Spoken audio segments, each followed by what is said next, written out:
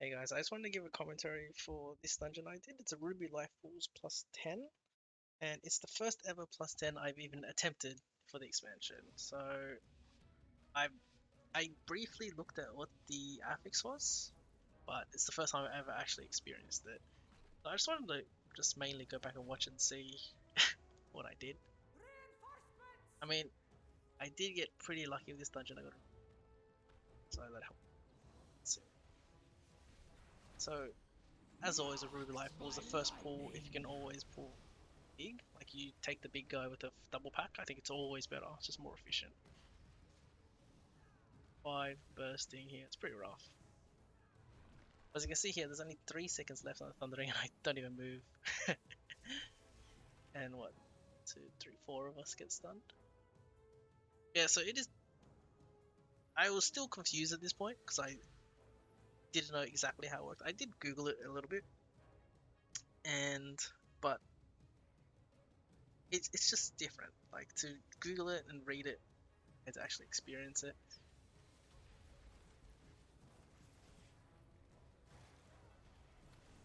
But yeah, the warrior in this group is actually like heaps of damage. And I think that's something good for climbing. It made me feel better.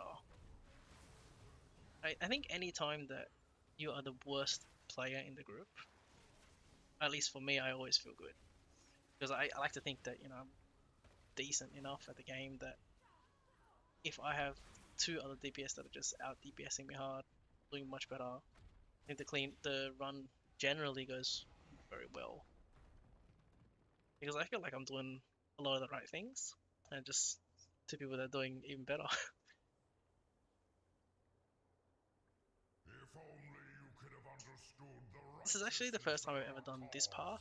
I mean, every other group I've done just goes straight on Such and a does the pointless Juggernaut. death. But like I said, it's my first ever plus 10, so it's my first experience at high-ish keys for the expansion. I will Still, not 10 allow is you still to very disturb low in Meladrusa's work. terms of key level, but I think as you get higher, you'll see all the different routes and the common routes. So I don't know if that is going to be a common thing for people in the future. Let's see, second Thundering that we get. Do I do this one properly? You can see here, I'm while I'm DPSing, I'm reading the buff and I'm figuring out how it works. So basically, if you don't know, I'll give you a rundown. You get a buff on top of your head, so you have the Cyclone. You just need to walk into someone with the opposite. So in this, and I think it swaps because that one I had the Tornado and there was the Lightning effect. I've seen a couple of different ones, like there's a Ball of Wind. But one thing I hate is I don't know, like the the Little Wigs add-on. It gives them like the Meladrusa, square and the I crosses on their have heads. It's without a doubt the most annoying part of the expansion for me. Like it's for Mythic Plus anyway. Like it's just I can't tell. Like I don't know if the add-on is telling me like if you have the same icon, you have to walk into them. Or if you have opposite icons. That's good here. I'll pop a defensive with the Chill Storm just real quickly. But I guess I can figure out this rewatch. And the other hard part is because I don't have the add-on. I it's hard for me to see what symbol they have. So like for example, look, I have the Gust of Wind. I cannot tell what these two players have on top of their head. It like I have to really focus because it just the add-ons are just bloody putting the symbols on top, and since I don't have the symbol, I can't tell. They walk into me here, maybe. Yeah, the priest walks into me. I did walk towards him, so I'm kind of getting the hang of it here in this dungeon. I didn't have misdirect for the first set of whelps. Luckily, I have the second. Yeah, and this is very important, especially for Tyrannical. I'm here. I'm only cleaving the whelps and focusing on Mega because this Frost Overload Shield is doing a ton of damage to a whole party, and I think the whelps damage is minor in comparison, so it's much better. I think if you're all gonna run this dungeon to focus the boss in this case and just cleave the ads, I feel like that's the place for Academy as well, because I think a lot of the times people just focus the ads way too much, and then the boss just lives forever and you just get overrun. It's kind of similar to if you played Shadowlands, the last boss in I can't remember the dungeon now. But it's the slime boss, the last boss of the tentacles, last expansion. But yeah, if you can see by the damage, look, the warrior and the priest are just doing insane damage. And it was at this point, even the tanks doing crazy damage. I was like, okay, this run's gonna be easy. So I felt like I'm in a good spot, being the worst DPS, because my DPS compared to these guys is bad, but gear-wise, they're both insane.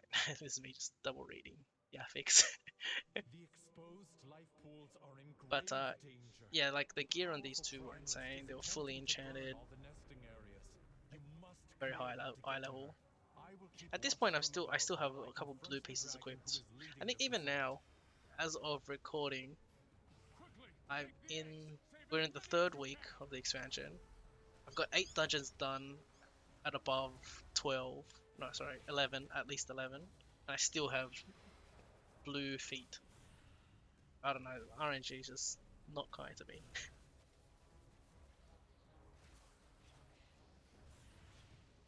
And I think something to note for people trying to improve is don't be afraid to pop your cooldowns. Like for example, there's only one mob there really.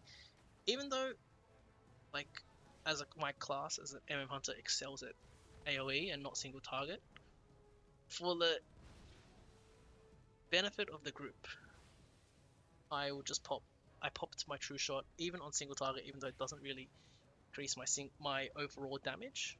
Like it doesn't look as good on the meters, but in terms of completing the key, it's much more useful for me to pop it there than to hold and double stack CDs with the warrior X pack. It's a general I would give to most people. See, and there's different add-ons. For example, see if you have this add-on, I cannot tell when it's like what you have. Obviously, it's not important in this case. I have to go connect with this guy. But I figured out that 4 people in the dungeon get it each time, so technically you don't have to do it. But I think the DPS should. I don't know. In a pug, you should just not rely on other people and just do it all yourself.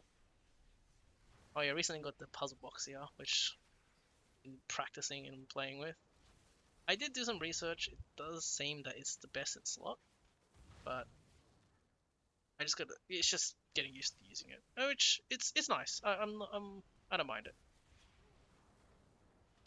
Most of my other trinkets, I prefer to have one on use and one passive trinket. In this case, right now I'm running 2 on use trinkets, but it's not too bad because I have one bound to my true shot, and then the puzzle box I'll just use manually, with just my double tap on its own without true shot, and depending on how they line up. I think if you see me opening my character sheet with my items, I do it a lot now, but it's just I'm checking the cooldown of the puzzle box and my other trinket. Look, the warrior's damage is just so insane here. I don't know what. I honestly have no idea what this guy's doing. Like, he's just destroying this pack. Jesus Christ. The elements answer to me!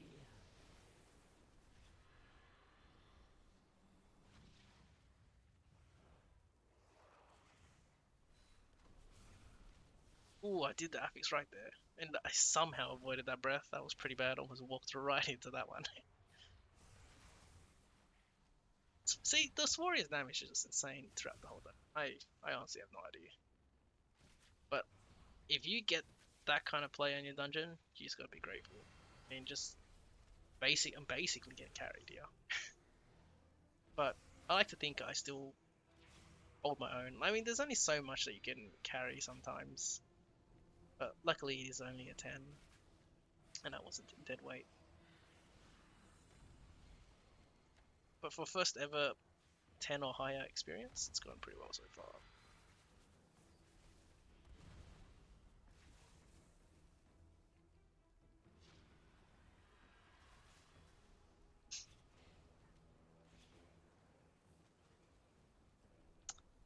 If you're playing Marksman Hunter, one thing I can recommend, or if you're running the Trank Dart talent, it's really good for dispelling the flame dancers there. It basically insta kills them when they're very low of that shield. Thundering for me.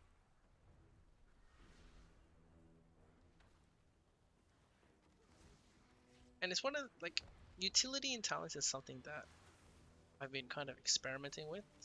For example, with the Sanguine in the next week, I'm thinking about changing my talents to get less DPS but to get bursting shot. It is kind of weird to play without bursting shot because it was baseline last expansion, and there are times where I try to go use bursting shot and still not there. You can see right there, I'm just checking check my trinkets and see if it's up. I don't have to press the puzzle box. I did feel like this boss is pretty easy once you just figure out what to look for. So you cast the ad, you kick the ad, and you just gotta watch out for the boulder, and then that's basically it. So you see the boulder, and you just move out from line, and then that's basically the fight. Here I get stuck on the wrong side. I thought he was gonna go the other way, but it's not. Let's cross here and heal myself. That's what I would get it. To get topped up. Another boulder on me. Oh, I just run straight past. But yeah, it's just rinse and repeat at this point for this boss. This boss is very simple. It's add, then boulder, then add, then boulder. 4 seconds left on the thundering. Do I do it? Yeah, I do. I guess there's something else that I've been trying. I think I've been trying to do is make dies there. Or he just tanks it. Problem. So with the thundering buff, what happens is that when you have it, your damage and healing increase by 30%. So I have been trying to leave it as late as possible. Obviously, in a pug, it's a bit difficult, but do want to leave it as long as you can. In a pug, I will go at least like maybe around 5 seconds. You go try and like you will move slowly as I can as range next to somebody, normally the healer, and I'll get ready to cleanse it at around 5 seconds. I feel like if you're cleansing as soon as it pops up, whilst you're fighting a mob, it's kind of a waste because you're losing 30% damage and heals. It's just not, it doesn't seem worth it at this point. The elements answer to me.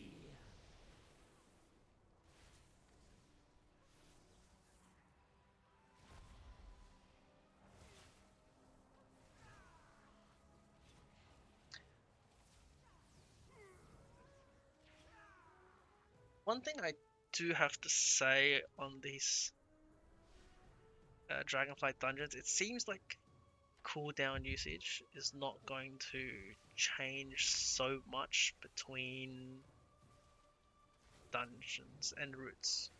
For example, in Shadowlands, when you're on like the other side or things like that, there are times where you would have to change up, like you would hold cooldown specific packs, and there was variations depending on what kind of route you guys are running and what kind of pools you guys are doing. I feel like so far from what I've experienced, all the pools are very linear in a way that as if you're popping your cooldowns off cooldown, you're going to be in a good spot. One thing that just rewind it for a second. So you see this channel, how you cast a slash fire. If it's on you, I don't do it here, but you can actually feign death and it'll stop the cast. Actually, I do it. There you go. I didn't think I did just then. But yeah, so it stops the cast if you don't have any interrupts. As you can see, all our interrupts were on cooldown and heals him. So you can do that for a lot of casts. Anything that's targeted on you and channeled, simply you can just feign death and it'll cancel the cast. Same thing with charge abilities, like mobs that will charge at you. For example, in Azure Vault, the big dragon dude, or actually the very start of this dungeon, just before the first boss, the dragon guy, you can feign death mid-charge and you won't take any damage. It will just like stop charging. It's a bit hard to do and takes a bit of practice, but it's just a neat little trick to help out your healers and things like that. I mean, it's a lot of small nuances in WoW that I guess you never really know unless you see it done or somebody tells you. Your force queen cannot stop Here the us. warrior says to focus the dragon. So in all the other runs I've done sub 10, I mean I guess it's too low level, we just do whatever. I've always focused the guy first, but even every run at 10 and above I've seen now, they recommend focusing the dragon. I think it's so because they do have two different abilities. The dragon spawns the fire puddles, which is the main part, and then the guy does the winds of change, which just knocks you around, Elements answer to which really is no big deal. I do switch over to the guy there as the dragon was out of range. I have realized after that it's actually you can still hit him in the air sometimes depending on where he's flying around. But yeah, I think it's definitely the right play as you don't get these fire puddles, and after you kill him the fight just becomes trivial really. I mean I felt the fight was trivial either way, but I guess the fire is more of a threat than the wind. So once these initial winds are done, you just avoid the fire puddles, you just fight's free.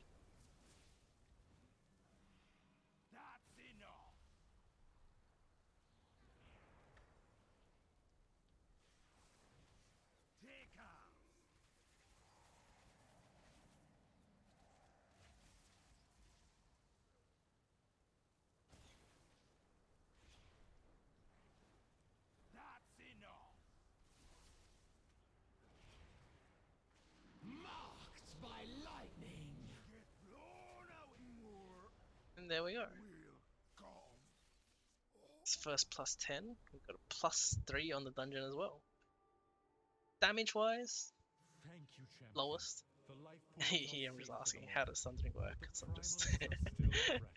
We must but be vigilant, damage wise, lest we be caught yes. off guard again. The warrior was definitely how it increased, but that's ideally for me personally. I know like for some players it's like a bit of an ego loss, like it's a hit to your ego that you're not at the top of the leaderboard, but for me, in terms of grinding dungeons and going up in Mythic Plus, I would want to be the worst player there.